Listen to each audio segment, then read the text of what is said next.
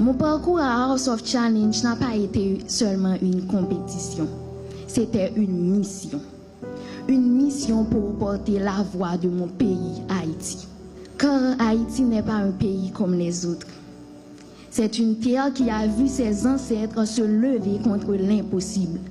Une terre où des hommes et des femmes ont choisi la liberté plutôt que la soumission, la dignité plutôt que la peur. Nos ancêtres n'avaient ni richesse, ni armée puissante, mais ils avaient quelque chose de plus fort, le courage. Le courage de croire qu'un peuple noir pouvait être libre, et ils ont gagné.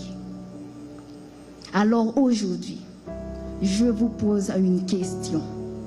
Qu'allons-nous faire de cet héritage? Allons-nous laisser la peur diriger nos rues? Allons-nous accepter que nos routes soient bloquées?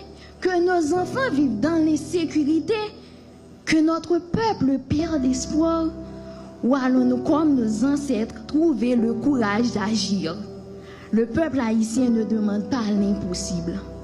Il demande la paix. Il demande la sécurité. Il demande le pouvoir de circuler librement, vivre dignement, voter librement. Aujourd'hui, je vous appelle non seulement comme autorité, mais comme héritier de cette nation courageuse. Et le courage de décider, et le courage de protéger, et le courage de ramener la paix. Parce que chaque jour qui passe sans action est un jour de trop pour le peuple haïtien. C'est avec une profonde émotion et une immense gratitude que je reçois aujourd'hui cette plaque d'honneur. Je remercie sincèrement le ministère de la Condition des féminines et des droits de la femme, ainsi que tous les ministères présents pour cette reconnaissance qui me touche et m'honore. Je remercie également l'engagement des autorités de la primature pour leur appui à cette initiative. Être reconnu par des institutions étatiques de mon pays donne encore plus de sens à ce chemin parcouru. Chemin qui d'ailleurs n'a pas commencé sur une scène. Il a commencé avec une petite fille qui avait peur. Peur de dire « je veux », « je peux » ou encore « je t'aime » parce qu'elle croyait que sa voix ne comptait pas. Aujourd'hui, elle a grandi, elle a osé.